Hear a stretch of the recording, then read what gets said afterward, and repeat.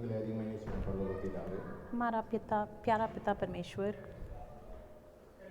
இந்த அருமையான நேரத்துக்காக நன்றி சொல்கிறோம். इस धन्य समय के लिए तेरा शुक्रिया अदा करते हैं। நீர் இந்த நாளில் எங்களை ஒன்று கூட்டினதற்காக நன்றி. इस धन्य दिन में तूने हम सबको इकट्ठा किया, इसलिए तेरा शुक्रिया अदा करते हैं। நீர் எங்களை எதற்காக கொண்டு வந்தீரோ और तू அபிஷேகத்தை நிரப்பபடியாக சொல்லிக்கிறோம். तो जिस मकसद से भी हमें यहाँ पे इकट्ठा करके लेके आया है, उन सब चीज़ों को पूरा करने के लिए तेरा शुक्रिया अदा करते हैं। எங்கள் மாமிச சாயங்கள் மாறி கிறிஸ்து சாயலுக்குள் எங்கள் மாறுபடியாக எங்களை ஒப்பு கொடுக்கிறோம். हमारी जिस्मानी सोचों को हटाकर मसीह यीशु की जो भी सोच है वो हमारे अंदर आए। எங்களோடு இடைப்படுகிறார். हम सबसे तू बात कर, எங்கள் தாயத்துக்கு கரங்கள் ஒப்பு கொடுக்கிறோம். अपने आप को छोटा करके तेरे हाथ में सौंपते हैं। இயேசு நாமத்தில் ஜெபிக்கிறோம். यीशु मसीह के नाम से मांगते हैं। ஆமென். அல்லேலூயா. हालेलुया। நேரம் அதிகமாக இருந்தாலும் சீக்கிரமாக நாம் சில காரியங்களை செய்யணும். हमारे पास वक्त बहुत कम है, तो इसलिए हम जल्दी देखेंगे कुछ पॉइंट्स को। யாக்கோபு எழுதின புத்தகம் याकूब की किताब से पढ़ेंगे। 1வது அதிகாரம் याकूब पहला चैप्टर 5 5 और 6। याकूब 1 का 5 और 6।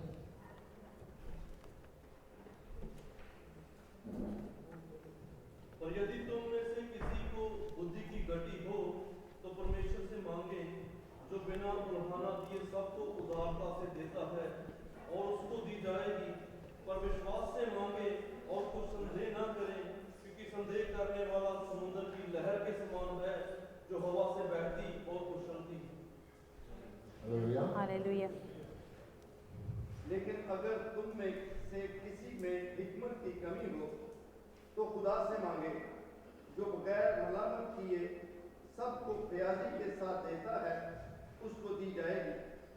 मगर ईमान से मांगने और कुछ शक ना करने करें, क्योंकि शक करने वाला समुद्र की लहर की मानित होता है, जो हवा से बहती और उछलती है। ஆமென். அல்லேலூயா. हालेलुया। ஞானத்தில் குறைவு இருந்தால் கர்த்தரிடத்தில் கேட்க கடவுள். यदि हम में से कोई ऐसे हैं जिनको बुद्धि की घटी हो, तो परमेश्वर से मांगे। ஞானம் என்பது என்ன? तो बुद्धि क्या है? நாம் கர்த்தரிடத்தில் நம் அறிவில் தோன்றுவதை நம்ம உள்ளத்தில் உணர்த்தப்படுவதை கேட்பதுதான் உணர்த்துவதுதான் ஞானம். तो जो भी चीज़ हमारे दिल में और हमारे दिमाग में हम खुद से जब हम परख कर समझते हैं, उस बात को हम खुदा से मांगते हैं, उसको कहते हैं बुद्धि। நாம் இப்போது இருக்கிறோம், நமக்குள் இப்போ தோன்றப்படுவது நம்ம நினைப்பது தான், அதுதான் ஞானம். அதை உணர்த்துவது தான் ஞானம். हम यहाँ बैठे हैं, बट जो भी सोच है ना आपके अंदर जो आ रहा है, यही है वो अकल। ஞானம் என்பது விட அறிவு என்று சொல்லப்படும். हम बुद्धि लफ्ज़ को छोड़ के हम अकल लफ्ज़ को इस्तेमाल कर सकते हैं। அந்த அறிவில் நாம் கூர்மையாக தேவனுடைய சித்தத்தின்படி செய்வது தான் ஞானம். அதுதான் நம்மளை வழிநடத்துறது, உணர்த்துவது தான் ஞானம். और इस अकल को जब हम ऐसा इस्तेमाल करते हैं जैसा खुदा चाहता है, तब हम आगे बढ़ सकते हैं। ஆனால் இந்த அறிவானது நம்மளுக்குள்ளானது நம்மளை பார்த்து செயல்படுவதனால் நாம் தேவனுடைய ஞானத்தை பெற்றுக்கொள்ள முடியாமல் தடைப்பட்டு கொண்டிருக்கிறோம். क्योंकि हम हमारी तरफ से जोर लगाते हैं, खुदा की तरफ से उसकी मर्ज़ी को परखते नहीं हैं, तो इसलिए हमें तकलीफ़ होती है आगे बढ़ने में। நாம் வேதத்தை வாசித்தாலும் அது அறிவின்படி நம்ம நடப்பதினால் வாசிப்பதினால் நமக்கு ஒன்றும் புரியாதனால் நாம் அறிவின்படி இதை சிந்தித்துக் கொண்டிருக்கிறோம். हम वचन को पढ़ते हैं और हमें लगता है कि हम वचन के हिसाब से ज़िंदगी जी रहे हैं, बट अगर हम उसको खुदा की तरफ से परख कर देखें, तभी हम समझेंगे कि वाकई में क्या हम खुदा की मर्ज़ी से काम कर रहे हैं। உலகத்தார் எப்படி புஸ்தகத்தை படித்தோ இல்லை மற்ற மதங்களை குறித்தோ இல்லை வேறு தெய்வங்களை குறித்தோ மற்ற கடவுளை குறித்தோ எப்படி ஜெபிக்கிறார்களோ எப்படி வேண்டுகிறார்களோ அப்படிதான் நாம் வேதத்திற்குரிய காரியங்களும் செய்து கொண்டிருக்கிறோம். दुनिया में जैसे लोग दूसरे काम करने के लिए पढ़ाई करते हैं या आगे बढ़ने के लिए कुछ काम करते हैं, वैसे ही हम भी वचन को पढ़ के आगे बढ़ने की सोच में ही हम पड़े रहते हैं। ஏனென்றால் அவர்கள் அறிவின் மூலமாக சிந்தித்து யோசித்து இதை வாசித்து படிப்பதினால் எப்படி படிக்கிறார்களோ அப்படித்தான் நாமும் படித்து அறிந்து கொண்டு வருகிறோம். जैसे वो बुद्धि को इस्तेमाल करके पढ़ के खुदा की तरफ से क्या बात है उसको समझने की कोशिश करते हैं, जैसे दुनिया वाले पढ़ाई करते हैं। ஆனால் இந்த புஸ்தகத்துக்கும் மற்றதுக்கும் என்ன காரியம் என்றால், இது வானத்திலிருந்து இறக்கப்பட்ட ஒரு வார்த்தை, ஜீவனுள்ள வல்லமையான தேவனுடைய வார்த்தையாக இருக்கிறது. दूसरे किताबें जो हम पढ़ते हैं, जो पढ़ाई के लिए इस्तेमाल होती है, उसमें और हमारे कलाम में कौन सा फ़र्क है। ये कलाम जो है, जो खुदा ने हमें दी है, ये खुद उसने अपने हाथों से हमें दी है। அந்த வார்த்தைக்கு கர்த்தராகிய இயேசு கிறிஸ்து, அதாவது கர்த்தருடைய பிதாவுடைய ஒரே மகனான இயேசுவை இந்த பூமிக்கு கொண்டு வந்து அவர் ரத்தத்தினால் இந்த வார்த்தைக்கு ஜீவனை கொடுத்து அந்த வார்த்தை நம் மத்தியில் ஜீவனாக இருக்கிறது। खुदा ने कलाम हमें ऐसे दी कि अपना इकलौता बेटा हमारे लिए कुर्बान करके उसका लहू बहाकर उस लहू के हाथों से लिखे हुए कलाम को खुदा ने हमें दी है। அதனால்தான் இந்த வேதம் சொல்கிறது, ஒருவன் ஞானத்தில் குறைவிருந்தால் என்னிடத்தில் கேட்க கடவுள்। इसलिए हम इस वचन में ऐसा पढ़ते हैं, अगर हम में से किसी को बुद्धि की कमी हो तो परमेश्वर से मांगे। அதாவது இந்த புத்தகத்தை நீங்கள் வாசிக்கும்போது அறிவின் பிரகாரம் வாசித்தால் ஒன்றும் தெரியாது, ஆனால் தேவனுடைய ஞானத்தின்படி அவர் ஆவியில் நாம் வாசித்தால் விளக்கம் தெளிவுபடுத்தினால் நம்மளுக்கு புரியும்। अगर आप जिस्मानी सोच के साथ इसको पढ़ोगे तो आप इसको ठीक से नहीं समझ पाओगे, पर अगर आप बुद्धि को इस्तेमाल करके खुदा की तरफ से इजाज़त मांगकर उसके जो इच्छा है उसको समझकर इसको पढ़ें तो क्या मांगना है वो खुदा आपको खुद बताएगा। हालेलुया। பாருங்கள், நம்ம இதுவரைக்கும் நிறைய ஜெபிக்கிறோம், நிறைய காரியங்கள் ஊழியம் செய்கிறோம், நிறைய கடவுளுக்காக நம்மை ஒப்பு கொடுத்து செயல்பட்டு கொண்டிருக்கிறோம்। हम में से काफ़ी लोग हैं जो बहुत सेवा करते हैं, खुदा के लिए भागते हैं, खुदा की मर्ज़ी क्या है जानने की कोशिश करते हैं। हर बंदा यहाँ पे जो बैठा है वही कोशिश में है। ஆனால் நமக்குள் ஒரு தைரியம் இருக்குது, நம்மோட பரிசுத்த ஆவியானவரும் இயேசு நம்மோட இருக்கிறார்கள்। और हमें इसलिए ताकत मिलती है क्योंकि हम सोचते हैं कि यीशु मेरे साथ है, पाकरू मेरे अंदर है। அல்லேலூயா। हालेलुया। ஆனால் எல்லாம் இருக்கிறது என்று விசுவாசிக்கிறோம், செயல்படுகிறோம், ஆனால் நம்மளுக்குள் அந்த பரலோகத்துடைய தன்மையும் பரலோகத்துடைய உணர்வும் பரலோகத்துடைய அந்த இடைப்படுதல் நமக்குள் இருக்கிறது என்றால் நமக்கு ஒரு கேள்வியாக இருக்கிறது। हम कहते हैं कि सब कुछ हमारे पास है, यीशु मेरे साथ है, तो क्या वाकई में जो भी खुदा की तरफ से है क्या आपको मिला है? அல்லேலூயா। हालेलुया। பாருங்கள், நம்ம எத்தனையோ ஊழியங்கள் செய்கிறோம், ஊழியங்கள் செய்த பிறகு நமக்குள் என்ன நடக்கிறது? மற்ற மனிதர்கள் போல அதே போராட்டம், அதே கவலை, அதே வேதனை, அதே காரியங்கள் தான் அவர்களுக்கும் நமக்கு ஒரு வித்தியாசம் இல்லை, சரியாக பழகிறாங்க। हम देखें तो हम भी तो सेवा करते हैं खुदा के लिए, पर अगर हम अपने आप को दूसरों के साथ परख कर देखें तो हमें भी वही तकलीफ़ होती है, वही बीमारी आती है, वही तकलीफ़ों का सामना करना पड़ता है। तो कौन सा फ़र्क है? ஊழியத்துக்கு போய்விட்டு வருகிறோம், அதே குடும்பத்தில் அதே பிரச்சனை, கணவன் மனைவி பிரச்சனை, குடும்பத்தில் பிரச்சனை, ஊழியர்கள் பிரச்சனை எல்லாம் வந்து கொண்டிருக்காங்க। हम सेवा करने जाते हैं और परिवारों में जाके देखते हैं वहीं पर वही प्रॉब्लम है, पति पत्नी के बीच में प्रॉब्लम होती है, सेवा करने के वक्त तकलीफ होती है। மற்ற மதத்தினரும் அதே காரியங்கள் செய்கிறார்கள், அவர்கள் கடவுளுக்கு செய்கிறார்கள், என்ன பிரச்சனை அதே காரியங்கள் நமக்குள் வருகிறது। और दुनियावी लोगों के अंदर जाके देखें तो उनके बीच में भी यही तो मुसीबत है। நாமும் சபைக்கு வருகிறோம், ஊழியம் செய்கிறோம், எல்லாம் கர்த்தர் நல்லவர் என்று சொல்கிறோம், ஆனால் நமக்குள் அதே போராட்டங்களும் அதே கவலைகளும் தான் இருக்கிறது। और हम भी कहते हैं कि हम मसीही हैं, हम कलीसिया जाते हैं, फिर भी हमारे अंदर भी वही प्रॉब्लम्स हैं। ஆனால் நாம் அறிவில் நாம் சொல்கிறோம், இப்போ எல்லாம் நமக்கு பிரச்சனையாக இருக்கிறது, கர்த்தர் நமக்கு சோதனை கொடுக்கிறார், கஷ்டத்தை கொடுக்கிறார், அதெல்லாம் தாண்டி தான் பரலோகத்துக்கு போக வேண்டும் என்று நமக்குள்ளே நாம் சொல்லிக் கொண்டிருக்கிறவர்களாக, தைரியப்படுத்திக் கொண்டவர்களாக இருக்கிறோம்। और दिल ही दिल में हम अपने आप को तसल्ली देते हैं, कहते हैं नहीं खुदा मेरे साथ है, खुदा कैसे भी करके इस मुसीबत का सामना करने का ताकत देगा, ये देगा वो देगा, खुद को तसल्ली देते रहते हैं। அல்லேலூயா। தேவன் நம்மளை அவர் ரத்தத்தினால் மீட்டெடுத்து, ஒரு சொந்த ரத்தத்தினால் உங்களை மேலே மீட்டெடுத்து நாம் கவலைப்படணும், கஷ்டப்படணும், வேதனைப்படணும், கொள்ளுவதற்காக நம்மை படைத்திருக்கிறார், நமக்கு அந்த ரட்சிப்பை கொடுத்திருக்கிறார்। यीशु ने खुद अपना लहू बहाकर हमें निजात दी है, तो क्या तकलीफ उठाने के लिए या मुसीबतों का सामना करने के लिए हम चुने गए हैं? அல்லேலூயா। அப்படி இயேசு ரத்தத்திற்கும் மற்ற தெய்வங்களுடைய காரியங்களுக்கும் நமக்கு இயேசு ரத்தத்திற்கும் எந்த வித்தியாசம் இருக்கிறது? तो दूसरे लोगों के सामने अगर हम अपने आप को रखकर देखते हैं जो दुनियावी हैं, तो यीशु के लहू के साथ तो हमारे अंदर ताकत होना चाहिए ना। இயேசு சொன்னார், यीशु ने कहा உங்களுக்காக நான் சிலுவையில் எல்லாவற்றையும் முடித்து விட்டேன்। मैंने आपके लिए जो भी करना था क्रूस पर मैंने कर दिया, அவர் தகுதிகளால் நாம் சுகமாக இருக்கிறோம்। और उसके मार खाने से हमें चंगा किया है। அவர் ரத்தத்தினால் நம்முடைய பாவங்களையும் சாபங்களையும் எல்லாவற்றையும் அவர் மீட்டெடுத்து நம்மை பரிசுத்தப்படுத்தி பலப்படுத்தி கொண்டு விடுதலை கொடுத்திருக்கிறார்। उसका लहू बहाकर उसने हमें छुटकारा दिया है, हमें चंगा किया है और हमें निजात भी दी है। அவருக்குள் நாம் விடுதலை பெற்றவர்களாக இருக்கிறோம்। और उसके अंदर हमें फ्रीडम को क्या बोलते हैं? आज़ादी। यीशु के लहू में हमें आज़ादी मिलती है। விடுதலை பெற்றவர்களாக இருக்கிறோம்। அல்லேலூயா। हालेलुया। ஆனால் நாம் விடுதலை பெற்றவர்களாக இருக்கிறோமா? बट क्या वाकई में आप कह सकते हो कि आपकी ज़िंदगी में आप आज़ादी को महसूस करते हैं? அல்லேலூயா। சிந்திக்கப்படாது. நான் सोचने के लिए पूछ रहा हूँ, क्या वाकई में आपको छुटकारा मिली है? நான் ஊழியம் செய்கிறேன்.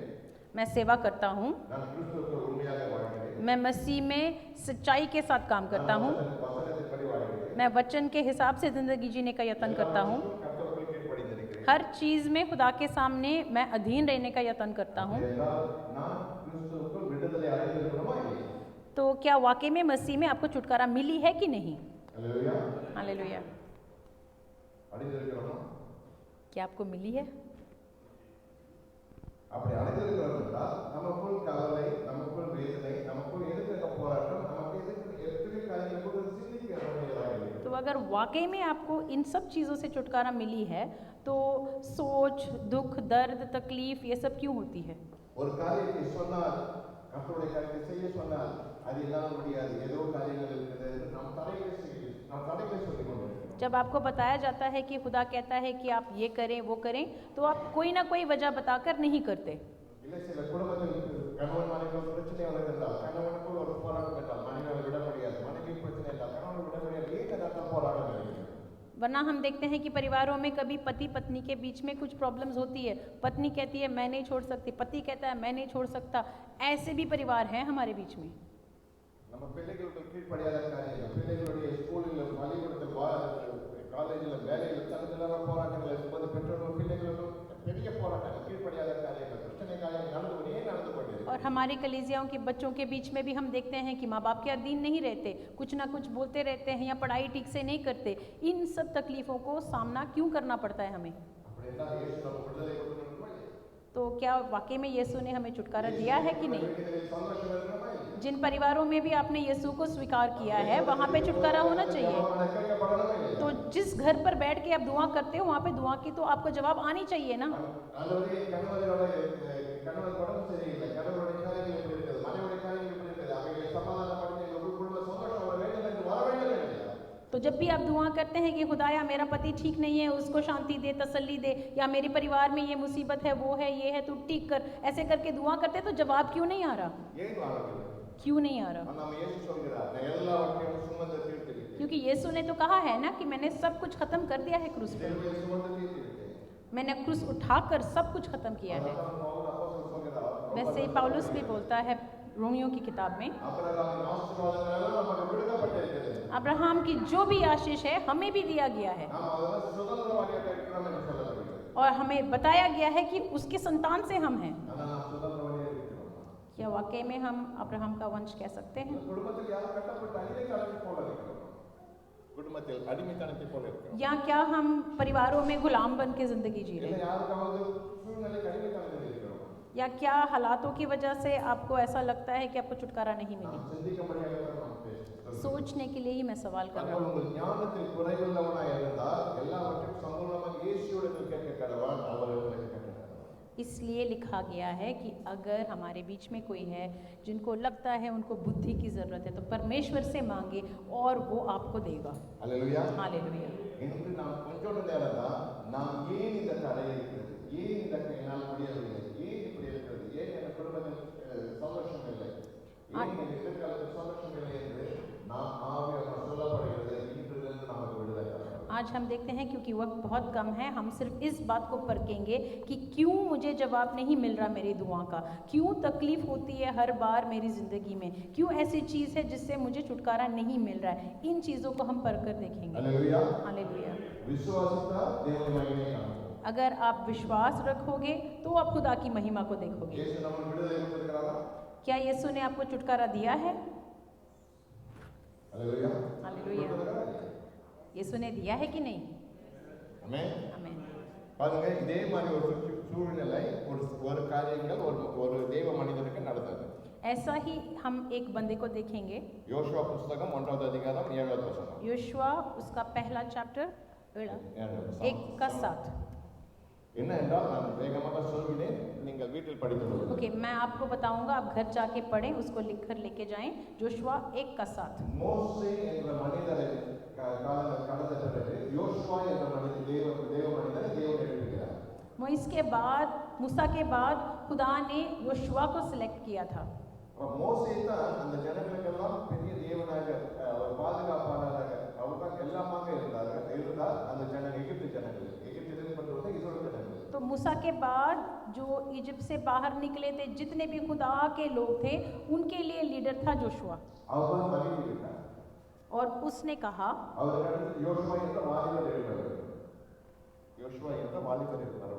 யோசுவா மோசே கட்டு मूसा के बाद खुदा की तरफ से खुदा की मर्जी ये थी कि एक जवान लड़का आएगा जो दूसरा लीडर बनेगा। அப்ப மோசேவை யோசுவாவை தேவன் கொண்டு வரும்போது யோசுவாவிடம் சொல்கிறார், யோசுவா நீ இப்போது மோசேயோட ஸ்தானத்திலிருந்து நீ அந்த ஜனங்களை 50 ஜனங்களை அழைத்து செல்ல வேண்டும் என்று சொல்கிறார்। और हम देखते हैं कि खुदा जाके जब जोशुआ के साथ बात करता है तो खुदा कहता है कि आगे का रास्ता जो है मूसा की जगह पर तू खड़ा होकर लोगों को तू चलाएगा। हालेलुया। அவன் சிறுவன், வெறும் வாலிபன். तो अब देखें वो एक जवान था। அவன் ஒரு அற்புதமும் செய்யவில்லை, ஒரு அதிசயம் செய்யவில்லை. उसने कोई चमत्कार चंगाई करके नहीं दिखाया, மோசேயோட கூட இருந்தார். सिर्फ मूसा के साथ साथ था மோசேவுக்கு எல்லா வேலையும் உடனே செய்து கொண்டிருந்தார். और मूसा के साथ रहकर जो भी बताया गया वो काम करता गया மோசே உண்மையுள்ளவனாக இருந்தார். और मूसा के साथ वफादारी के साथ काम करता गया। தேவன் யோசுவாவை தெரிந்து கொண்டு நீ தான் அவர்களை வழிநடத்த வேண்டும். पर खुदा कहता है जोशुआ को देखकर कि नहीं तू चलाएगा लोगों को आगे। அந்த ஜனங்கள் ஏற்றுக்கொள்வார்கள். क्या वो लोग स्वीकार करेंगे जोशुआ को? அந்த கேள்வி இருந்தது. वो सवाल था ना उसके अंदर, மோசேயோட தேவன் எப்படிப்பட்டவர் அவருக்கு தெரியும். क्योंकि योशुआ जानता था कि खुदा मूसा के साथ कैसा था மோசேவும் எப்படிப்பட்டவர் தெரியும். और मूसा भी जानता था। ஆனா நான் வாலிபனாக எனக்கு ஒன்றுமே தெரியாது என்று அவங்களுக்கு வாலிபர்கள் पर उसके अंदर ये सोच था कि मैं जवान हूँ, मैं इतना नहीं जानता, मैं कैसे करूँगा। ஆனால் கர்த்தர் சொல்கிறார், पर खुदा कहता है மோசேயோடு இருந்ததை போல அவனோடு जैसा मैं मूसा के साथ साथ था वैसा मैं तेरे साथ साथ रहूँगा, அவனை வழிநடத்ததை போல அவனை வழி. और जैसे मैंने मूसा को चलाया था वैसा ही तुझे भी चलाऊंगा। அந்த ஜனங்கள் 50 லட்சம் பேர் வயதானவர்கள் பெரியவர்கள் எல்லாம் மோசேவை எப்படி விசுவாசித்தார்கள் நம்பினார்களோ அதே போல இவனை அவர்கள் நம்ப வைப்பேன். जैसे इतने लाख लाख लोगों को मैंने सिखाया था कि मूसा के पीछे चलें, वैसे मैं खुद बताऊंगा उन लोगों की तेरे पीछे चलें, உன்னை நான் வழிநடத்துவேன். मैं चलाऊंगा तुझे, முன்பாக இருக்கும் காரியத்தை நான் செய்வேன். मैं तेरे सामने तेरा हाथ थाम कर तुझे चलाऊंगा। அல்லேலூயா. हालेलुया। ஒரு 50 லட்சம் பேர் इतने लाख लाख के लोगों के बीच में ஒரு வல்லமையான ஒரு ஊழியக்காரன் வழிநடத்தும் அந்த ஜனங்களை एक खुदा का खादिम इन सबको चला रहा है। செங்கடலை பிறந்தவர் மோசே. செங்கடலை பிறந்த மோசே. रेड सी को क्या बोलते हैं? सी 2 हिस्सों में किया था जी। लाल समंदर को खुदा ने 2 हिस्सों में बांटा था। மாறாவை நீரை மதுரமாக்கினவர் மாறாவை. मुझे इन चीज़ों को नहीं வாட்டர் जब मारा वो इंग्लिश में मैं जी हाँ அவர் மோசே மூலமாக எல்லாம் செயல்பட்டதை ஜனங்கள் மோசே மூலமாக செய்ததை அவர்கள் பார்த்தார்கள். मूसा के जरिए खुदा ने इन सब कामों को करके दिखाया। அப்படிப்பட்ட வல்லமையான காரியங்களை ஜனங்கள் பார்த்து யோசுவாவும் பார்த்து அப்படிப்பட்ட காரியம் ஒன்றுமே இல்லை, நான் சாதாரண மனிதனாச்சே, நான் எப்படி செய்வேன் என்று அந்த மனிதன் அவன் அந்த வாலிபனுக்கு பயம் இருக்குமா இருக்காது. खुदा के इन सब कामों को देखने के बावजूद क्योंकि वो जवान है उसके अंदर वो डर था। हालेलुया. हालेलुया। இன்று உங்க மத்தியில் எத்தனை பிரச்சனை இருக்குது? और आज हम देखते हैं हमारे बीच में काफ़ी प्रॉब्लम्स हैं। மனைவி பிரச்சனையா இருக்கலாம், शायद आपकी पत्नी प्रॉब्लम है, கணவர் பிரச்சனையா இருக்கலாம், या आपके पति ठीक नहीं है, பிள்ளைகள் பிரச்சனையா या இருக்கலாம், बच्चे ठीक नहीं हैं, வேலை பிரச்சனையா இருக்கலாம், या काम पे आपको प्रॉब्लम्स हो, மண்டை பிரச்சனையா இருக்கலாம். யோசனை या अकल में कोई प्रॉब्लम हो, எவ்வளவு பிரச்சனை இருக்கலாம். कुछ भी हो सकती है, कोई तो है प्रॉब्लम। உங்களை அழைத்து வந்தவர் யார்? बट आपको बुलाया किसने? எகிப்திலிருந்து அழைத்து வந்தவர் யார்? कौन लेके आया आपको? हालेलुया. परमेश्वर। हालेलुया। எகிப்திலிருந்து தன் ஜனங்களை மோசே மூலமாக அழைத்து வந்தவர் மோசே இறந்து விட்டார். मिस्र से खुदा ने मूसा को इस्तेमाल करके लोगों को छुटकारा दिलाकर बाहर तो खुदा लेके आया, बट आगे से कहता है मैं योशुआ को इस्तेमाल करूंगा। இனிமேல் ஒன்றும் தெரியாத அறியாத வாலிபனான யோசுவா நடத்த வேண்டும். उनको बाहर लेके आने के बाद खुदा कहता है जो जवान लड़का है जो कुछ भी नहीं जानता वो चलाएगा। ஆனா தேவன் யோசுவா நான் உன்னோட இருக்கிறேன், पर खुदा कहता है मैं तेरे साथ நான் हूं, உன்னோட வலது கரத்தை பிடித்து मैं तेरा हाथ थाम कर तुझे चलाऊंगा, நீ கடந்து போ. तू चल। அல்லேலூயா. हालेलुया। அவன் போனானா क्या वो गया था? కానానుకు తండ్రి చేశారా कनान में कौन गया था? అవాయిడ్ చేశారా क्या खुदा लेके गया था जोशुआ को? యోషువ खुदा लेके गया था। और పోగుம்போது నిలాలు నిలిపినారా क्या जब योशुआ ने मांगा था तो खुदा ने सूरज को रोक के रखा था कि नहीं? సూర్యుని నిలిపినారా क्या खुदा ने किया था कि नहीं? జోర్డాన్ வரும்போது జోర్డాన్ తண்ணీర్ వెల్లం పోల வரும்போது జోర్డాన్ இரண்டாக பிளக்க जब வைத்தார் जोरदान नदी के बीच में हम देखते हैं पानी बह के आया तो क्या खुदा ने उसको दो हिस्सों में जुदा किया था कि नहीं? और यरीको के जो दीवार है उसको खुदा ने तोड़ के दिखाया था कि नहीं? यार से किसने किया था? యోషువ చేశారు जोशुआ ने नहीं किया, సాధారణ వారి बट उसको इस्तेमाल किया खुदा ने। Hallelujah hallelujah. ఎప్పుడు చేయలేదు कैसा कर सकता था? அவருக்கு கர்த்தர் வல்லவர் क्योंकि उसके अंदर खुदा का रूप बसा हुआ था। ஹalleluya हालेलुया। அவருக்குள்ள இருந்தவர் யார் ये योशुआ के अंदर कौन था? சகலத்தையும் படைத்த தேவன் அவரோடு सर्वशक्तिमान परमेश्वर उसके साथ था। ஹalleluya हालेलुया। இன்று கர்த்தர் உங்களோடு என்னோடு பேசிக் கொண்டிருக்கிறார் और वही परमेश्वर आज आपके और मेरे साथ बात कर रहा அவரோடு இருந்தவர் தான் இன்று உங்களோடு என்னோடு இருக்கிறார் है। जैसे मैं उसके साथ था आज मैं आपके साथ भी हूँ। விசுவாசிக்கிறீங்களா क्या आप विश्वास करते हैं? மோசேவால் கானான் கடந்து போக முடியவில்லை मूसा का नाम तो नहीं देखा, அந்த யோசுவா கடந்து पर जोशुआ को खुदा ने इस्तेमाल किया। நம்முடைய கடந்த காலங்களில் நாம் கடந்து போக முடியவில்லை हमारी जो पिछली जिंदगी है उसको छोड़ दें। இயேசு ஏற்றுக்கொண்டு ரட்சிக்கப்பட்ட பிறகு இன்று நாம் கடந்து போவோம் यीशु को स्वीकार करने के बाद हमारी जिंदगी वाकई में बदल जाती है। ஹalleluya हालेलुया। யோசுவாவோட வந்த பிறகு அந்த ஜனங்கள் மோசேயை விட நன்றாக வல்லமையாக இருந்தார்கள் हम देखते हैं लोग जब मूसा के साथ थे उससे वो जब जोशुआ के पास आए हर काम करना शुरू किया था लोगों ने। ஹalleluya हालेलुया। எப்படி இருக்க முடியும் ये कैसे मुमकिन है? அந்த ஜனங்கள் யோசுவாவை தேவன் அவ்வளவு அழகாக பலப்படுத்தி அழகாக வழி நடத்தி கொண்டிருந்தார் उन लोगों को योशुआ अच्छी तरीके से लीड कर रहा था इसलिए। இன்று அதே தேவன் உங்களோடும் என்னோடும் இருக்கிறாரா இல்லையா आज वही खुदा हमारे साथ है कि नहीं? ஹalleluya हालेलुया। இருக்கிறாரா இல்லையா है कि नहीं आपके साथ? है। ஆமென் அமைதியா இருக்கிறவங்க இல்ல जो कुछ नहीं बोल रहे उनके साथ खुदा नहीं है। ஆமென் அங்க खुदा वहाँ पर है, आगे नहीं है लग रहा है। ஹalleluya நாம் சொல்லும்போது தான் பாருங்க ஒரு உதாரணம் मैं आपको एक एग्जाम्पल बताऊंगा। நம்மளுக்கு வெட்கப்படும்படியாக சில காரியங்களை தேவன் பேசுவார் आप शर्मिंदा हो जाओगे जब मैं लूका आपको 1 दिखाऊंगा। अधिकार। लूका उसका पहला चैप्टर। நீங்கள் யோசிக்கணும் நீங்களே இப்ப உங்களுக்கு ஒரு பரிசை போல இருக்கணும் आप अपने आप को परख कर देखें, எனக்குள் பரிசுத்தாவினர் இருக்கிறாரா இல்லையா क्या वाकई में मेरे अंदर पाखरू है कि नहीं? பரிசுத்தாவினர் இருந்தால் என்ன செய்வார் अगर पाखरू अंदर है तो क्या करेंगे? பரிசுத்தாவினர் இருந்தால் தான் யோசுவாவோடு கடந்து போனது போல நாம் கானானுக்குள் புதிய தேசம் கடந்து போவோம் अगर आपके अंदर पाखरू बसा हुआ है तभी जैसा योशुआ कनान गया था हम भी नई रजले में जाएंगे। அந்த பரிசுத்தாவினர் இருக்கிறாரா இல்லையான்னு நாம இப்ப டெஸ்ட் பண்ண போறோம் हम अभी अपने आप को परख कर देखेंगे क्या वाकई में हमारे अंदर पाखरू है। ஸ்கூல்ல படிக்காத டீச்சர் கிளாஸ் எடுக்கும்போது ஃபர்ஸ்ட் பெஞ்ச் லாஸ்ட் பெஞ்ச் வைப்பாங்க யாருக்கு வேணும் கை தூக்குறோம்னா நல்ல பிரச்சனை இல்லையா तो स्कूल में जब हम पढ़ते थे लास्ट बेंच वालों को छोड़कर आगे जो बैठते हैं टीचर को सबसे ज़्यादा वही पसंद होते थे ना। ஹalleluya பாபா யாரோட பரிசுத்தாவினர் तो हम देखेंगे कि किन के अंदर पाखरू मौजूद லூக்கா है। 1வது அதிகாரம் लूका पहला चैप्टर 42வது வசனம் 41 42 41 and 42। பாருங்க நான் டைம் இல்ல நான் சொல்லிட்டு போறேன் சொல்லுங்க ओके अभी वक्त नहीं है तो आप लिख कर रखें, मैं आपको बताऊंगा।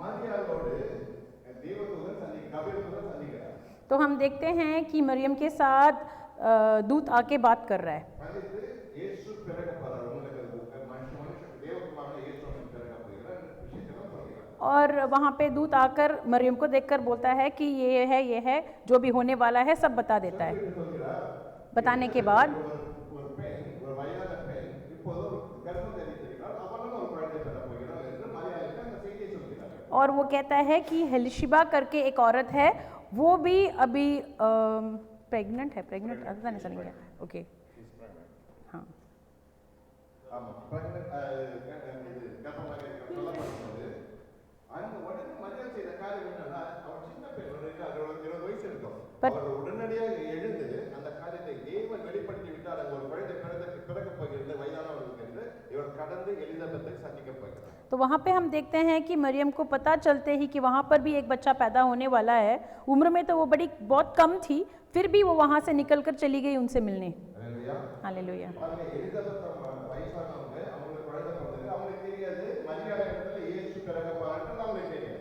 एलिशिबा ये इस बात को नहीं जानती थी कि मरियम को भी बच्चा पैदा होने वाला है और क्या खुदा ने बताया है। அவங்களுக்கு ஒரு கவலை என்ன, தன் கணவன் தேவதூதன் என்று சொல்லி ஊமையா இருக்கிறது, என்ன பேசணும் கூட தெரியாது, ஊமையா இருக்கிறாரு, அது கவலை கூட இருக்கிறது. पर दिल में वो थोड़ी सी दुखी थी, क्योंकि वो सोच रही है कि अभी मेरा पति नहीं बोल रहा है, खुदा ने मुंह बंद कर दिए, तो वो तकलीफ उठाकर बैठी थी और उम्र में भी बड़ी थी। வயதான பெண் கர்ப்பமாக இருக்கிறார்.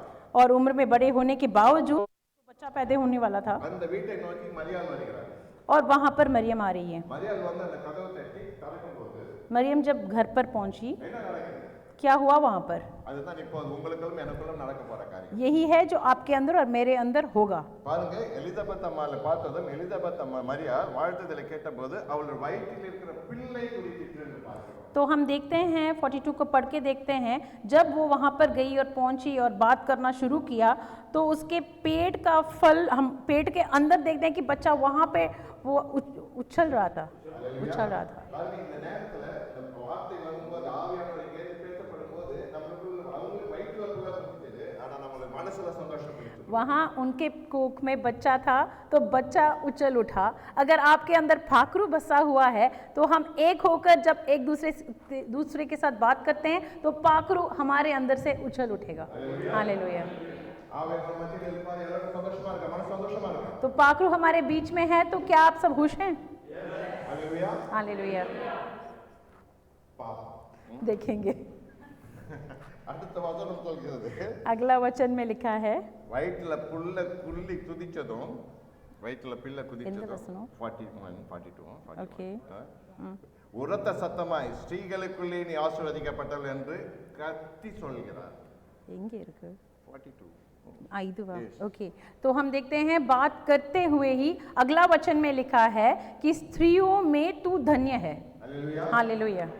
அவ கத்தி சொல்றாங்கன்னு எப்படி சொல்லிருக்க முடியும்? बुलंद आवाज में उसने कही, तो कैसा कहा होगा? அவ வயசான அம்மா, वो उम्र में बड़ी थी கணவர் ஊமையா இருக்காரு. और उनका पति भी वहाँ पर बोल नहीं पा रहा था, யாரோ ஒரு வயசான சின்ன பொண்ணு வந்து பார்க்க வராங்க. और एक लड़की आई उनसे मिलने வயிற்றுல நொப்புல குத்தி துளி துளிக்குது. और उनके कोख में बच्चा उछल उठ रहा है। ஆனால் இவங்க சொல்றாங்க, பெண்களுக்குள் ஆசீர்வதிக்கப்பட்டவளே வாழ்க கேட்டாங்க. फिर भी वो बुलंद आवाज में बोलती है कि तू स्त्रियों में धन्य है। ஹalleluya. हालेलुया। அவங்க எங்க இந்த தைரியம் சத்தம் பலம் வந்தது? कहाँ से उनको वो ताकत मिली होगी? Holy Spirit. हालेलुया। हालेलुया। ஒரு ஆவியான அபிஷேகம் வரும் என்றால் எனக்குள் முன்பு இருக்கிறவங்க துள்ளி குதித்து மகிழ்ந்து अगर वाकई में एक रूह का मसा आपके ऊपर जाहिर हो तो अपने आप को भूलकर बुलंद आवाज में आप बोलना शुरू करोगे। हालेलुया। இப்போ பாப்போம். अभी हम देखेंगे। ஆவியானவர் இங்க இருக்கிறார். पाखरू मौजूद है, எலிசபெத் அம்மா இங்க இருக்கிறாங்க. काफी हेल्शिबा यहाँ पर मौजूद है। நாம கேட்ப எத்தனை பேருக்கு துள்ளி குதிக்கிற மாதிரி சத்தமா சொல்ல போறோம் பாப்போம். मैं पूछूंगा और मैं देखूंगा वाकई में किसके अंदर पाखरू उछल उठा है। ஹalleluya. हालेलुया। கையெல்லாம் கட்டிட்டு இருந்தாலும் ஆவியானவர் நம்மளே புரிஞ்சுக்கணும். हाँ? கையை கட்டிட்டு இருந்தா ஆவியானவர் अगर आप ऐसे ही खामोश बैठे रहोगे तो पाखरू नहीं आएगा, ரெண்டாவது ஞானஸ்நானம் எடுக்கணும். आपको दोबारा जाके बपतिस्मा लेना पड़ेगा। பரிசுத்த पाखरू का बपतिस्मा।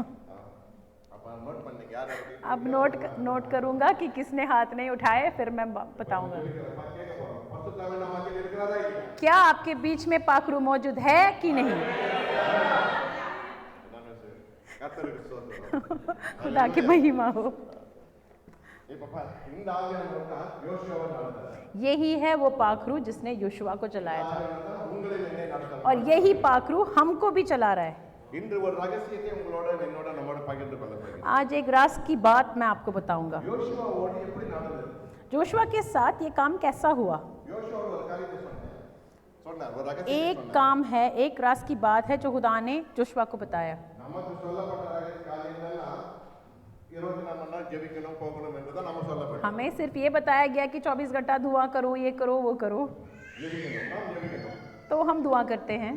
ஜெபித்துக் கொண்டிருந்தால் நாம் ஜெபம் கேட்கப்படும். हम दुआ करते रहेंगे तो हमें जवाब भी मिलेगा। அல்லேலூயா. हालेलुया। அது நாமும் ஜெபித்துக் கொண்டிருக்கிறோம். तो हम दुआ कर रहे हैं। ஜெபித்துக் கொண்டிருக்கிறது கேஸ்ல என்ன ஆகுது, அடுப்புல என்ன ஆகுது, ஃப்ரிட்ஜில் என்ன ஆகுது கேட்டுக்கணும். हम दुआ कर करके सोचते हैं किचन में क्या है, मैंने क्या रखा है, फ्रिज में क्या है। அதனால சில பேர் ஜெபம் நடக்கும்போது இந்த கணவர் வரல 7 மணி ஆயிடுச்சு ஒன்றும் காரணம் அல்லேலூயா ஜெபிச்சுக்கிட்டு கணவனை திட்டிட்டு இருப்பாங்க. और ऐसे भी औरतें हैं जो बैठ के जब दुआ कर रही है तो कहते हैं टाइम हो गया, मेरा पति वापस नहीं आया, क्या हुआ। இது நிறைய நடந்துட்டு இருக்கு.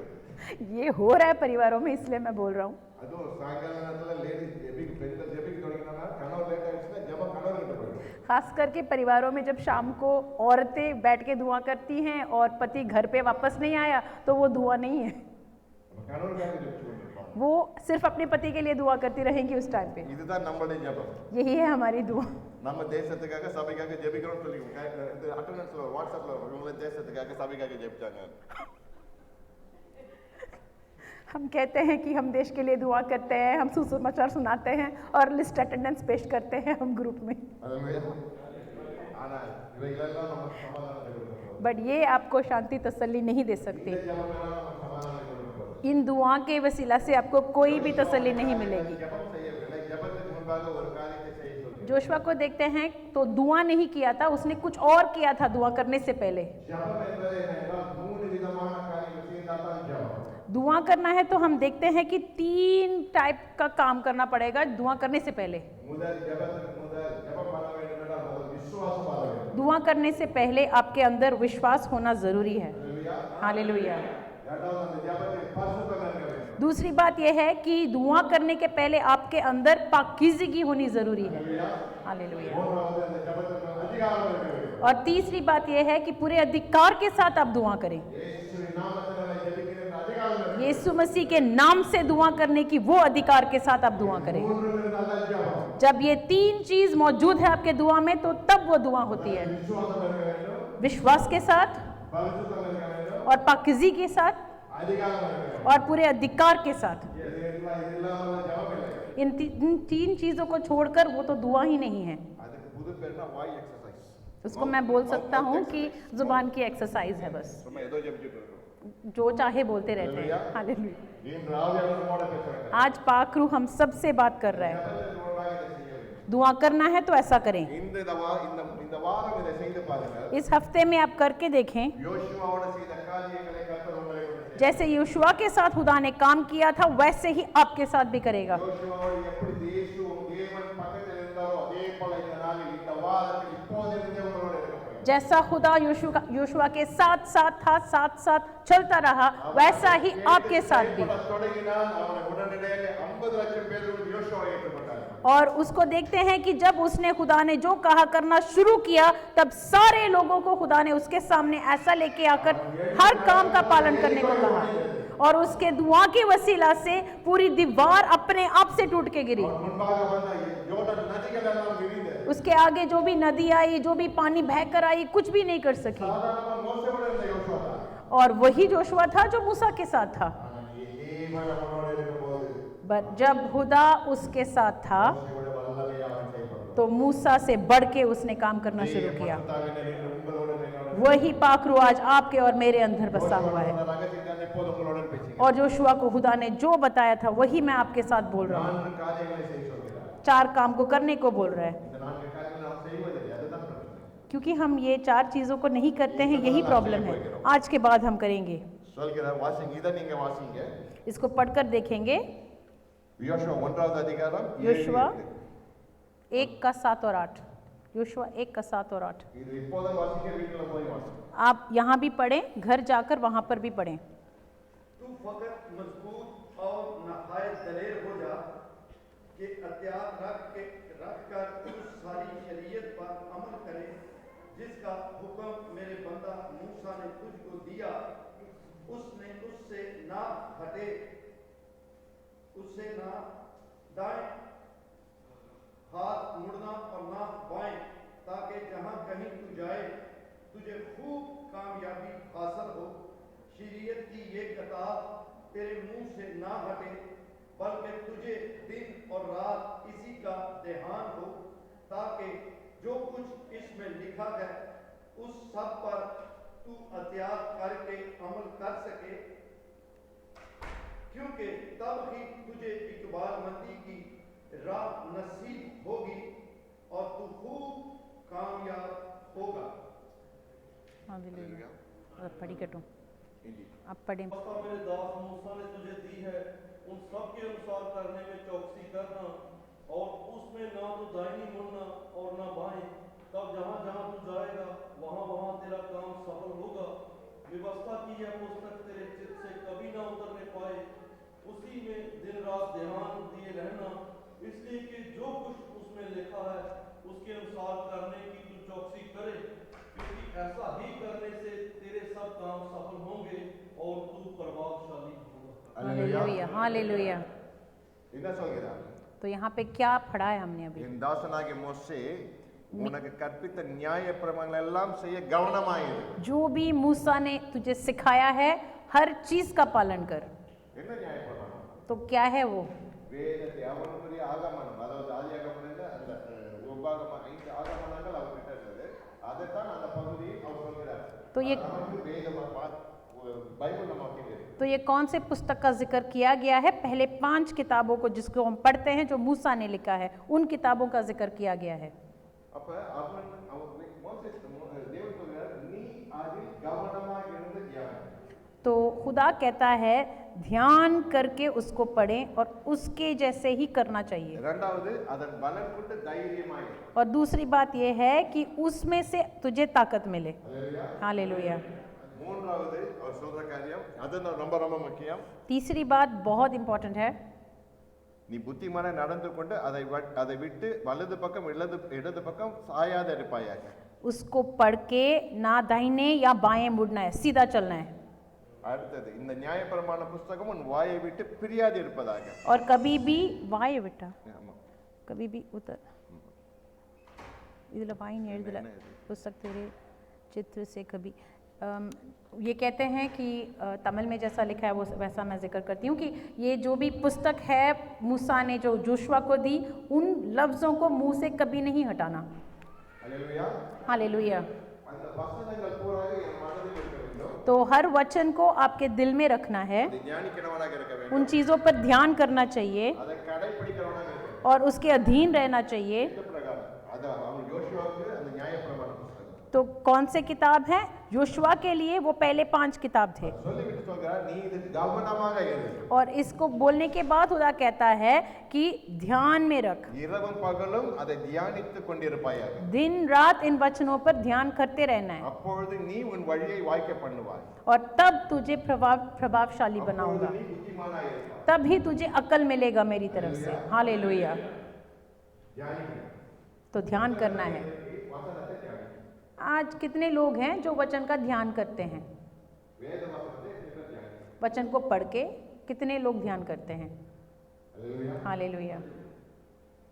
வாசிக்கிறது ஒன்று, ஆனால் தியானிப்பது என்பது அது எனக்கு சொல்லிக்கொண்டே இருக்கும்போது தான் எனக்கு செய்யப்படும். वचन पढ़नी तो अलग बात है, बट वचन पढ़ के उसको ध्यान करना अलग बात है। हालेलुया. हालेलुया।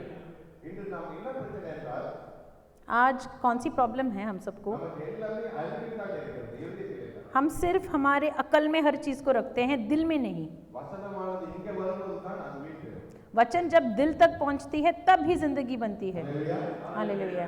அவர் தழும்புகளால் சுகமானோம் என்று சொல்லப்படும். उसके खोड़े खाने से ही हमें चंगाई मिली है, அவர் தழும்புகளால் சுகமானீர்கள் என்று பேதுரு சொல்கிறார். क्योंकि वचन में लिखा है कि तेरे खोड़े खाने से मुझे चंगाई मिली है। हालेलुया। அந்த வார்த்தை சுகமாகணுமா குணமாகலாம். उस वचन को अगर हम बोलते हैं तो क्या होना चाहिए? हालेलुया. हालेलुया। குணமாகுமா ஆகாதா?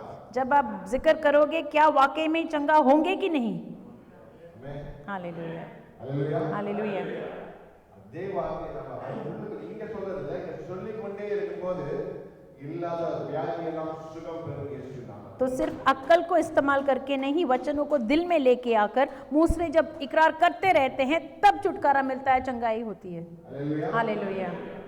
குணம் பெறும் இயேசு நாமத்தில். यीशु मसीह के नाम से तू ठीक हो जा। விசுவாசத்தோட சொல்லுங்க. पूरे विश्वास के साथ बोलना है, அதிகாரத்தோட சொல்லுங்க. अधिकार के साथ बोलना है வாசத்தோட சொல்லுங்க.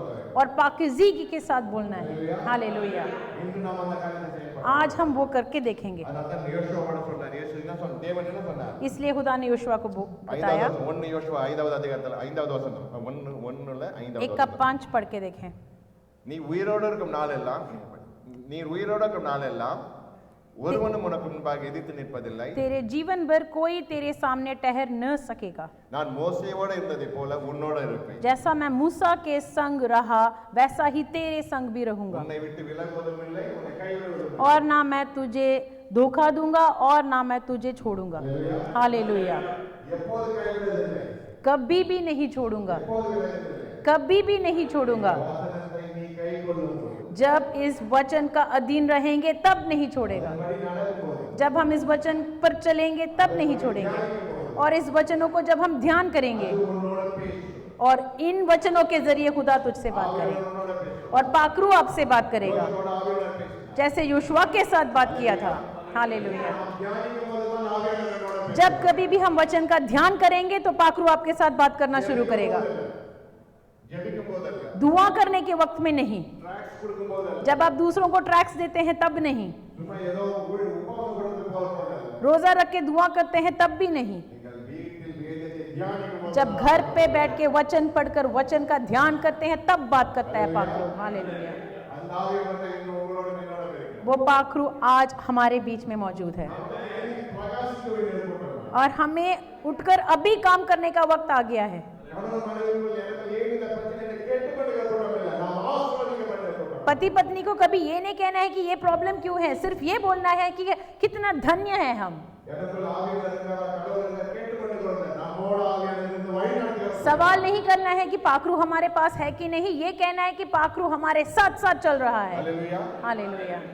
தாவீது சொல்கிறார், நான் இரவு விடிகாலையில் எழுந்திருந்து 119 சங்கீதம் 119 148 வரும். 119ல 148வது சங்கீதத்துல தாவீது சொல்றார், அதிகாலை விடிகாலையில் நான் காத்திருந்து வசனத்தை கேட்டு வார்த்தை கேட்டுக்கொள்கிறேன். जब हम भजन संगीता पढ़ के देखते हैं 119 के भजन संगीता में एक वचन है जहाँ पे दाऊद राजा ऐसा कहता है कि सुबह सुबह उठ के खुदा के हजूरी में बैठना है. हालेलुया. நம்ம முன்னாடி பிரச்சனை இருக்கா, உண்மைதான். हमारे आगे काफ़ी तकलीफ होगी, ये सच है.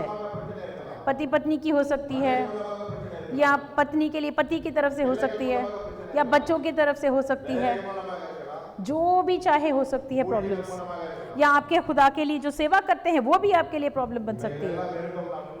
इन सब चीज़ों के बीच में तो रहना है, முன்பாக இயேசு நம்ம மத்தியில் இருக்கிறார். बट इन सब चीज़ों को छोड़ के याद रखना है कि यीशु मेरे साथ है, எனக்குள் இயேசு இருக்கிறார். मेरे अंदर यीशु बसा हुआ है. உடைத்ததை போல உடைக்க வல்லவர். जैसा यरीको के दीवार को खुदा ने तोड़ा था वैसा खुदा मेरे लिए भी करेगा. ஹalleluya. हालेलुया. எனக்கு என்ன தேவை? तो क्या करना है? என் நாவிலிருந்து விசுவாசம் வந்த ஜெபமான அதிகாரம் தேவை. मेरा जुबान खोल के मुझे पूरे विश्वास के साथ अधिकार के साथ दुआ करना है. हालेलुया. நமக்கு பிரச்சனை தான் பாசிக்க ஓடுது. जब तकलीफ है तो पास्टर साहब के पास भागते हैं, वो नहीं है. நம்ம பிரச்சனை இருந்தா வேற ஊழியக்காரங்க போறது. या कोई और प्रॉब्लम आ गया तो ये छोड़कर दूसरे खादिम के पास जाते हैं. பிரச்சனை வந்தா இயேசு நாமத்தில் அந்த பிரச்சனை எதிர்கொள்ள மாட்டோம். जब कभी भी आपके सामने कोई तकलीफ आए तो आपको सिर्फ यीशु मसीह के नाम से उसका सामना करना है. இயேசு தேவன் இயேசு சொன்னது, அவர் தழுவுகிற ஆளன் சுகமாக்கி. यीशु ने कहा है कि मेरे घोड़े खाने से आप सबको मैंने चंगा किया है. அவர் தன்னுடைய ரத்தத்தை கொடுத்து நம்மளை மீட்டுக்கொண்டிருக்கிறார். यीशु ने कहा है कि मैंने खुद मेरा लहू बहाकर आपको जो भी दाम है मैंने दी है, அவர் ரத்தத்தை கொடுத்து அவரை மீட்டுக்கொண்டிருக்கிறார். और उसके लहू के वसीला से हम शुद्ध बने हैं. அவர் மீட்டுக்கொண்டால் விசுவாசம் நமக்குள்ள இருக்குமானா நம்மளால புறப்பட வேண்டிய இயேசு நாமம். और हम जब इस बात को पूरी तरीके से विश्वास रख के दुआ करेंगे तो हमारे अंदर से खुदा की महिमा जाहिर होगी. हालेलुया. இன்று காலையில் நாம் செய்ய வேண்டிய ஒரு காரியம். सिर्फ आज एक काम करें, இன்றிலிருந்தே செய்ய வேண்டியது. आज से आप शुरू करें. நீங்கள் வேதத்தை தியானியுங்கள். आप वचन को पढ़कर उस पर ध्यान करें.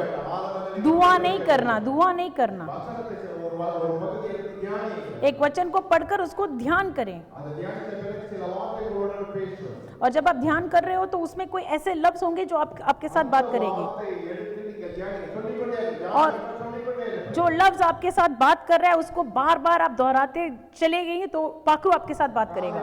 மாலையோடு சொல்லிக்கொண்டே இருங்க. सुबह से लेकर शाम तक उन वचनों को आप रिपीट करते रहें. அந்த வார்த்தை சொல்லிக்கொண்டே இதயத்தில் எழுதப்படும். और जब आप रिपीट करते रहोगे तो दिमाग से उतरकर दिल में बस जाएगा. வார்த்தை சொல்லிக்கொண்டே இருக்கும்போது அது உங்களுக்கு கிரிக்குள் செய்யும். और जब आप उस वचनों को रिपीट करोगे तो आपकी जिंदगी में भी वो काम करना शुरू करेगा. சொல்லும்போது அதை தியானித்து பாருங்கள். आप सुबह और शाम तक करके देखें, அது பேசும் உங்களோடு. वो वचन वाकई में आपके साथ बात करेगा. உங்களுடன் பேசும். आपके साथ बात करेगा वो कलाम, அவர் தழும்புகளால் சுகமாயிருக்கிறார். क्योंकि मुझे छुटकारा मिली है यीशु की அவர் वसीला से। ரத்தத்தினால் அவர் மீட்டிருக்கிறார். यीशु के लहू से यीशु ने मुझे मेरी दाम दी है அவர் என் கட்டுகளை உடைத்திருக்கிறார். और मुझे छुटकारा देगा, என் காயங்களை கட்டியிருக்கிறார். मेरे बंधनों को तोड़ेगा, என் குடும்பங்களை இணைத்திருக்கிறார். मेरे परिवार को छुटकारा देगा। அவர் அவர் அவர் என்னுடைய பலகீனத்தில் அவர் பலம் பூர்ணப்பட்டிருக்கிறார். जब मैं कमजोर हूं तो मुझे वो बल देता है। हालेलुया। ஜெபிக்க போகிறோம். हम दुआ करेंगे। இப்போது மூன்று விதமாக உங்களுக்கு பலகீனம் இருக்கிறதா, வியாதி இருக்கிறதா, क्या- நீங்கள் எந்த கை வைத்து அவர் தழும்புகளால் சுகமானோம் என்று சொல்லி நாம் ஜெபிக்க போகிறோம். हम देखेंगे अभी कि जब आप दुआ करोगे तो अगर आपके अंदर कोई कमजोरी है या बीमारी है, उस पर आप हाथ रखकर पूरे विश्वास के साथ दुआ करें। எனக்கு வேலை பிரச்சனை, வேலை பிரச்சனை, பேப்பர் பிரச்சனை, நம்ம குடும்ப பிரச்சனை, சமாதானம் இல்லை என்று உங்களுக்கு இருக்குமானா நீங்க சொல்லி ஜெபிக்க. என்னுடைய பலகீனத்தில் அவர் பலம் பூர்ணமாய் விளங்குகிறது. अगर काम में कोई प्रॉब्लम है या कहीं और जाते हो तो वहाँ पे मुसीबत है, तो सिर्फ आप ये कहना कि जब भी मैं कमज़ोर हूँ तो खुदा मुझे ताकत देगा। हालेलुया। யாருக்கெல்லாம் உங்களுக்கு வியாதி இருக்கிறது ஜெபிக்கணும் என்று சொல்கிறீர்களோ அவர்களுக்கு நீங்கள் விசுவாசத்தோடு சொல்ல வேண்டும். அவர் தழும்புகள் இயேசு தழும்புகளால் சுகமானீர் என்று சொல்லுங்கள். जितने भी यहाँ पे हैं जो बीमार हैं, अगर आप अपने लिए दुआ कर रहे हो तो पूरे विश्वास के साथ दुआ करना है कि यीशु के घोड़े खाने की वजह से मुझे चंगाई मिलेगी आज। हालेलुया। சமாதானம் வேண்டும், எனக்கு வேலை வேண்டும், எனக்கு காரியங்கள் நடைபெற வேண்டும். ஆகவே அதற்கு பலவீனமாக இருக்கிறேன் என்று சொல்கிறவர்கள் என்னுடைய பலவீனத்தில் இயேசு பலனுள்ளவராய் இருக்கிறார். जितने भी लोग कहेंगे कि मेरे अंदर ताकत नहीं है, मैं काम नहीं कर पा रहा, घर में प्रॉब्लम है, बाहर प्रॉब्लम है, तो आप विश्वास के साथ दुआ करें कि मेरी कमजोरी में खुदा मुझे बल देने वाला खुदा है। हालेलुया। இப்போது நாம் ஜெபிக்க போகிறோம். हम अभी दुआ करेंगे। ஆரம்பத்தில் நாம் பார்க்கிறோம் हम देख रहे थे शुरुआत में, ஞானத்தில் குறைவுள்ளவன் என்றால் அவன் சம்பூர்ணமாக இயேசுவிற்கு கேட்க கடவன். அவர் உங்களுக்கு விசுவாசத்தை अगर हमारे अंदर बुद्धि नहीं है तो परमेश्वर से मांगे और वो संपूर्ण तरीके से हमें देने वाला खुदा है। இப்போது இயேசு நமக்கு சொல்கிற காரியம், और यीशु कहता है நீ இந்த வார்த்தை விசுவாசத்தோடு அறிக்கையிட்டு ஜெபித்தாயானால், इस वचन पर पूरा विश्वास करके अगर इकरार करोगे, இதயத்தில் வைத்து நீ விசுவாசித்தால், अगर दिल में रखकर विश्वास के साथ इकरार करोगे, அதே வார்த்தை ரத்தமானது ஒரு சுகமாக்கப்படும். वही है जो यीशु की लहू आज और अभी तुझे छुटकारा देगी। விடுதலை கொடுக்க போகிறேன். आज और इसी वक्त छुटकारा मिलेगा। உணர்ந்த தேவன் நாமத்தில் योशुआ के साथ जो परमेश्वर था वही परमेश्वर आज भी हमारे साथ है, और यीशुआ के साथ जब खुदा ने काम की वही काम खुदा हमारे जरिए करना चाहता है। நாம் விசுவாசத்தோடு ஜெபிக்க. अभी हम विश्वास रखकर दुआ करेंगे, உறுதியான விசுவாசம். पूरा विश्वास करेंगे। அதற்கு முன்பாக ஒரு காரியம் உண்டு. उसमें एक बात है, பரிசுத்தம். पाकीज़गी। உங்களுக்குள் ஏதாவது பிரச்சனை, கோபம், எரிச்சல் ஏதாவது இருந்தால் ஒரு நிமிடம் ஜெபிக்க போகிறோம். இயேசுவே நீ மன்னி. अगर आपके अंदर कोई गुस्सा है या किसी के खिलाफ कुछ सोच है या आप किसी को माफ नहीं कर पा रहे हो, 1 मिनट निकाल कर खुदा से माफी मांगकर अपने आप को पाक करें। खुदा से मांगे कि मुझे पाक कर खुदाया, मेरे सोचों को साफ कर, காரணம் இயேசு எனக்குள் வந்து சுகம் கொடுக்க. क्योंकि मैं चाहता हूं कि यीशु मेरे अंदर आए இயேசு எனக்குள் வந்து விடுதலை. और यीशु आकर मुझे छुटकारा दे। இயேசு எனக்குள் வந்து கட்டுகளை உடைக்க. यीशु मेरे अंदर आकर दूसरों के बंधन तोड़े। இயேசு எனக்குள் வந்து என் காரியங்களை சாதிக்க போகிறேன். यीशु मेरे अंदर आकर जो भी काम अधूरा है उसको पूरा करे, और जैसा यीशु पाक है वैसे मैं भी पाक बनूं, क्योंकि उसके घोड़े खाने से मैं पाक बनाऊं, और उसके घोड़े खाने से यीशु मसीह के नाम से, यीशु मसीह के नाम से आप मांगते रहें। ओ यस लॉर्ड, हालेलुया। मेरे सोचो, अपने आप को सौंपे, अपने आप को सौंपे, अपने आप को सौंप कर मांगे कि मेरे दिल को साफ कर, मेरे सोचों को साफ कर, यीशु मसीह के नाम से, यीशु मसीह के नाम से मेरे दिलों को साफ कर खुदाया। ओ यीशु की महिमा, यीशु की महिमा। एक नई ताकत, एक रूहानी ताकत, एक रूहानी ताकत, दूसरों को बंधन तोड़ने की ताकत, बंधनों को तोड़ दे, बंधनों को तोड़ने की ताकत। ओ यस लॉर्ड, बंधनों को तोड़ने की ताकत मेरे दिल में, मेरे परिवार में, हमारे परिवारों में खुदाया। तेरे बंधनों को तेरे नाम के वसीला से हर बंधन को तो तोड़ दे, हर बंधन को तो तोड़ दे, हर एक को छुटकारा दे, हर एक को चंगा कर दे खुदाया, हर एक को खुदाया, हर एक को, किसी को ना छोड़ना अब्बा। यस लॉर्ड जीसस, तू भर दे अब्बा, तू भर दे अब्बा। मैं अपने आप को खाली करती हूँ, मैं अपने आप को खाली करती हूँ, तू भर दे, मेरे दिल में बस जा, मेरे मेरे दिल में बस जा, मेरे दिल में बस जा खुदाया। Oh yes Lord, yes Jesus, hallelujah hallelujah. मेरे दिल में बस जा, तू हमारे दिलों में बस जा पूरे ताकत के साथ, पूरे ताकत के साथ खुदाया। ओह यस लॉर्ड, छुटकारा दे अपने जुबानों को खोलकर। जो भी यहाँ पे चुप है सब मुंह खोलकर बुलंद आवाज में yes Lord, yes Lord, yes Lord. Oh hallelujah. मुंह खोल के मांगे, मुंह खोल के मांगे। यीशु मौजूद है यहाँ, यीशु मौजूद है यहाँ। मुंह खोल के मांगे। ओह यस लॉर्ड, तेरी ताकत से भर दे अब्बा, तेरी ताकत से भर दे खुदाया। Oh yes Jesus, hallelujah hallelujah. Oh yes, आप मुंह खोल के मांगे, चुप ना रहे। खुदा आपके बीच में है, खुदा आपके बीच में है। यीशु देने के लिए, यीशु देने के लिए मौजूद है। पाक रूह आपके बीच में मौजूद है, पाक रूह आपके बीच में मौजूद है। जो मांगना है पूरे दिल से सच्चाई के साथ मांगे। और यस लॉर्ड, बंधनों को तोड़ने की ताकत से भर दे अब्बा। हमारे परिवारों में बंधन को तू तोड़ दे, हमारे भाई बहन के बीच में तू बंधन है उन सब चीजों को तोड़ दे अब्बा। Oh yes Jesus,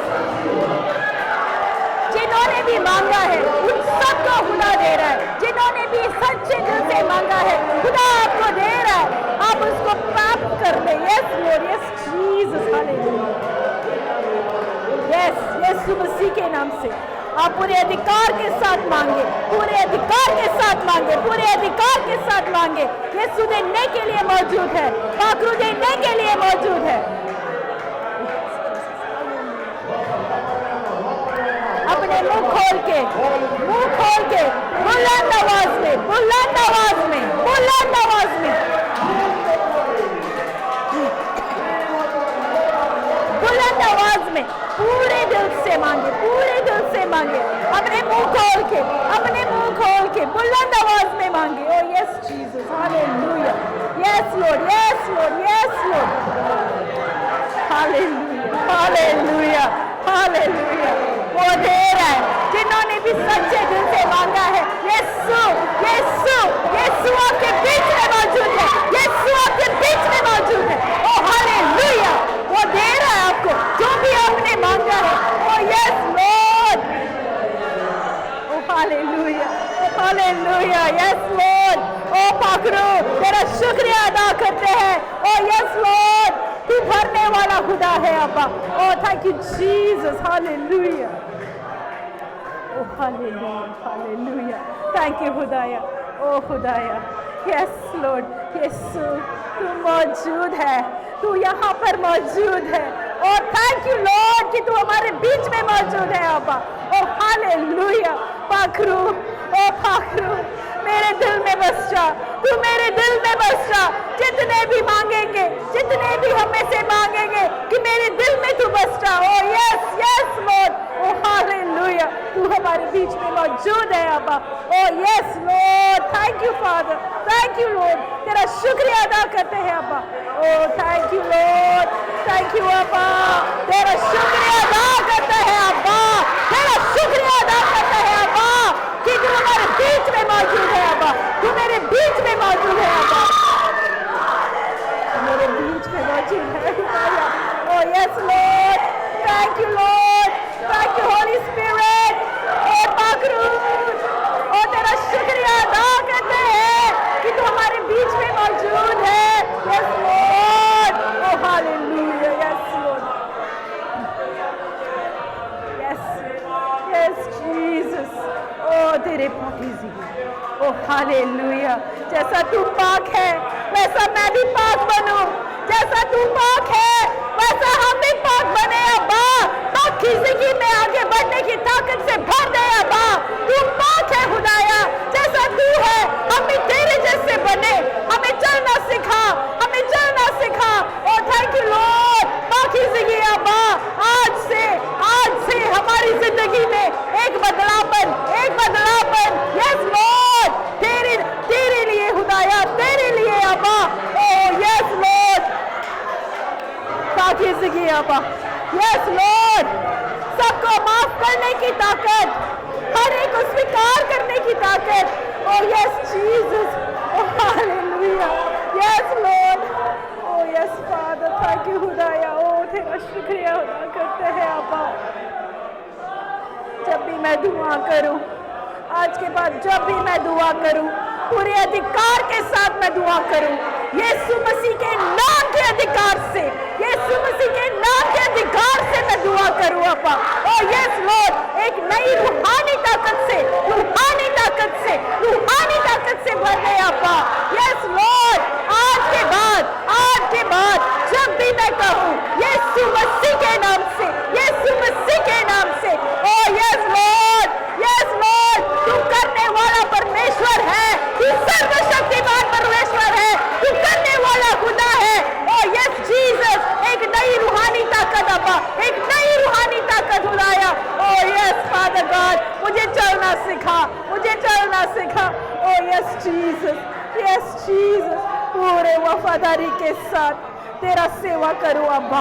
yes Lord, yes Jesus, yes yes, oh hallelujah, thank you Lord, thank you Lord, thank you Lord, thank you खुदाया। Yes Jesus, yes Lord, yes Jesus, oh hallelujah, yes, oh hallelujah, hallelujah, hallelujah. Yeshu, Yeshu, तू सिर्फ सुनता नहीं है, तू जवाब भी देता है, तू जवाब भी देता है खुदाया, तू जवाब भी देने वाला खुदा है। ओ हालेलुया, यीशु, यीशु, जितने भी भाई बहनों ने, जितने भी भाई बहनों ने यहाँ पे पूरे दिल से दुआ की, हर एक की जवाब देने वाला खुदा है अब्बा। Oh thank you Lord, thank you खुदाया, थैंक यू कि तू मेरे बीच में है अब्बा। Oh thank you Jesus, hallelujah. Oh yes Lord, oh Pakru, yes, hallelujah, oh hallelujah, thank you Lord, thank you Hudaya, thank you Hudaya, thank you Lord, thank you Lord, thank you Lord। आज के बाद मेरी कोई भी दुआ अधूरा नहीं छोड़ूंगी, अधूरा नहीं छोड़ूंगी।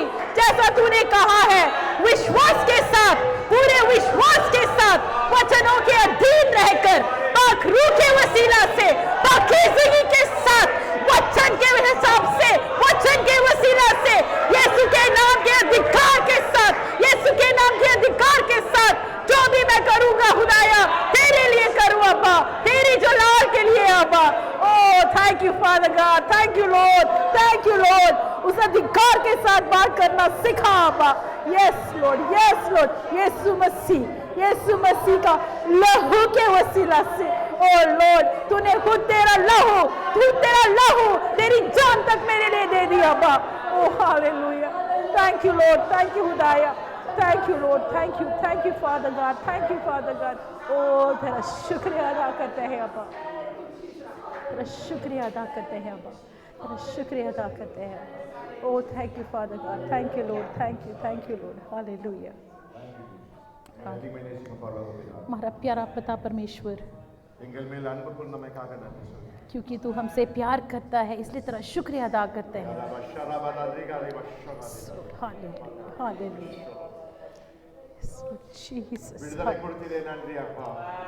तूने मुझे छुटकारा दी, इसलिए तेरा शुक्रिया अदा करता हूँ। यीशु मसीह के नाम से हर एक को छुटकारा मिले। यस लॉर्ड, यीशु मसीह के नाम से, यीशु मसीह के नाम से, यीशु मसीह के नाम से। यस लॉर्ड, तूने छुटकारा दिया अब्बा, आज तूने बंधनों को तोड़ दिया है अब्बा। Yes yes Jesus, thank you Lord, thank you Jesus. ये सिर्फ शुरुआत है। आज रात जब आप घर पे जाके दुआ करोगे, Jesus hallelujah,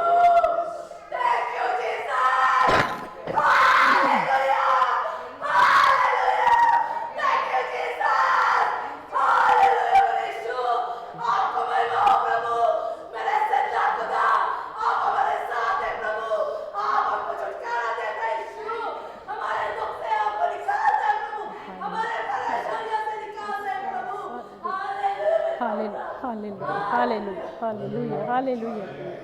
Depois ia por aqui por casa. अभी आप एक काम करोगे, இந்த நாளில் இப்போதே செய்ய போகிறோம். आज से अभी से शुरू करेंगे।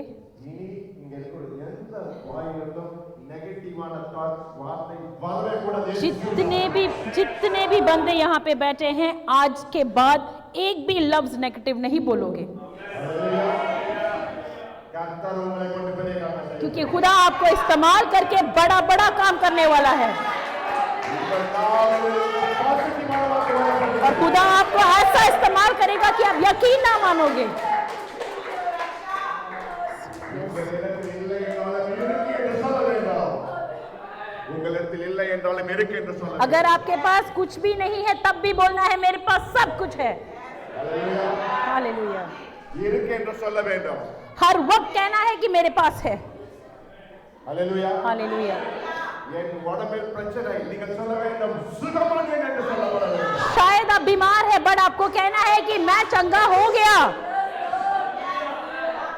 உங்கள் வீட்டில் பிரச்சனை இயேசு நாமத்தில் வீட்டு விடுதலை என்று சொல்ல வேண்டும். परिवार में प्रॉब्लम्स हो सकती है बट आप बोलो मुंह से कि मेरे सारे प्रॉब्लम्स खत्म हो गए और यीशु मसीह के नाम से छुटकारा मिले। டெலிவர் கர்த்தர் நம் வீட்டில் செய்ய போகிறார். खुदा हर एक के परिवार में करने वाला है। இயேசுவின் நாமத்தினாலே சௌக்கியங்களோ அந்த வீட்டில் விடுதலை உண்டாகும். जितने भी बाहर जाकर यीशु मसीह के नाम से कहेंगे वो सब खुदा करके दिखाएगा।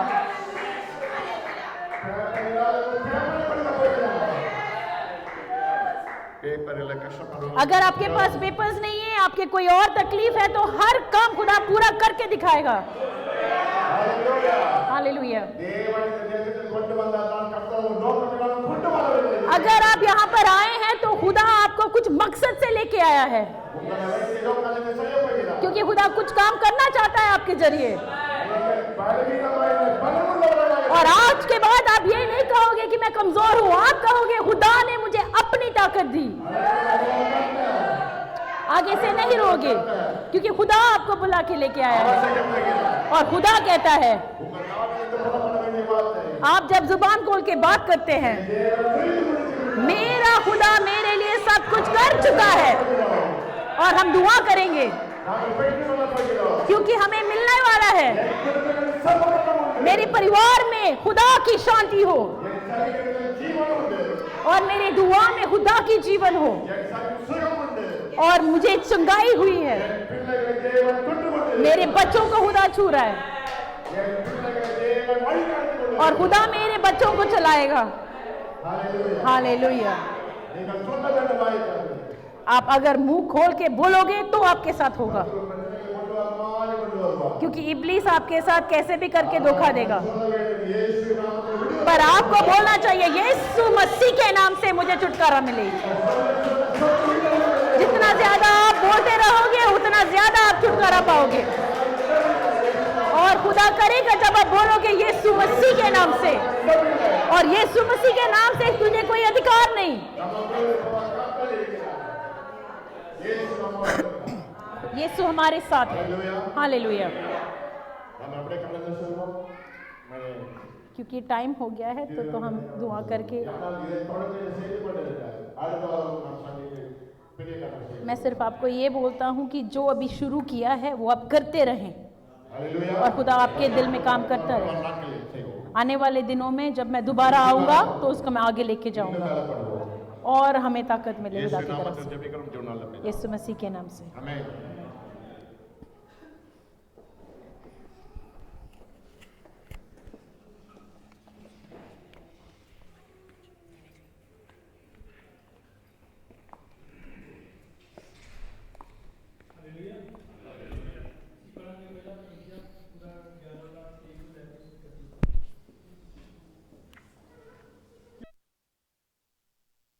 मैंने तुम्हें भी पहुंचा दी कि प्रभु यीशु ने जिस रात में पकड़वाया गया रोटी ली और धन्यवाद करके उसे तोड़ी और कहा, यह मेरी देह जो तुम्हारे लिए है, मेरे स्मरण के लिए यही किया करो। इसी रीति से उसने ब्याही के पीछे कटोरा भी लिया और कहा, यह कटोरा मेरे लहू में नहीं बाचा है, जब कभी पियो तो मेरे स्मरण के लिए यही किया करो। क्योंकि जब कभी तुम ये रोटी खाते और इस कटोरे में से पीते हो तो प्रभु की मृत्यु को जब तक वह न आए प्रचार करते हो। इसीलिए जो कोई अनुचित रीति से प्रभु की रोटी खाए या जिसके कटोरे में से पिए वह प्रभु की देह और लहू का अपराधी ठहरेगा। इसीलिए मनुष्य अपने आप को जांच ले और इस रीति से इस रोटी में से खाए और इस कटोरे में से पिए, क्योंकि जो खाते पीते समय प्रभु की देह को ना पहचाने वो इस खाने और पीने से अपने ऊपर दंड लाता है। इसी कारण तुम में से बहुत से निर्बल और रोगी हैं और बहुत से सो भी गए, यदि हम अपने आप को जानते तो दंड ना पाते।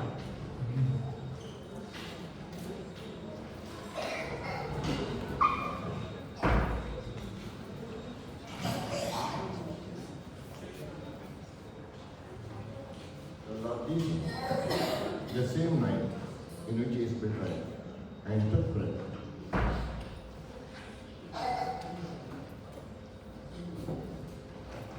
And we had given thanks and broken and said,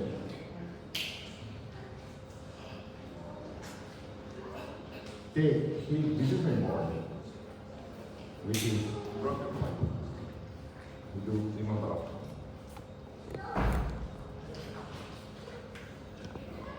After the same manner,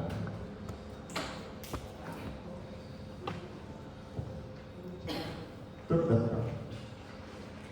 When he had said, "This cup is in New Testament, in England. This do ye so, drink it in remember of me."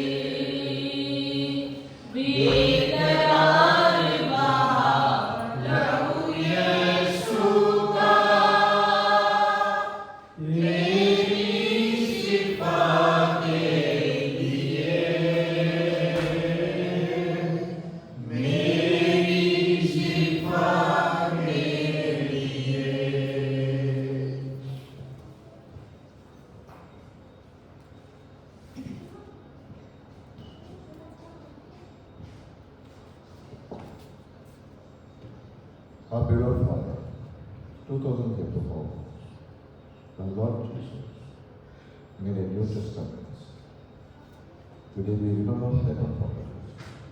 Father, please purify in our soul.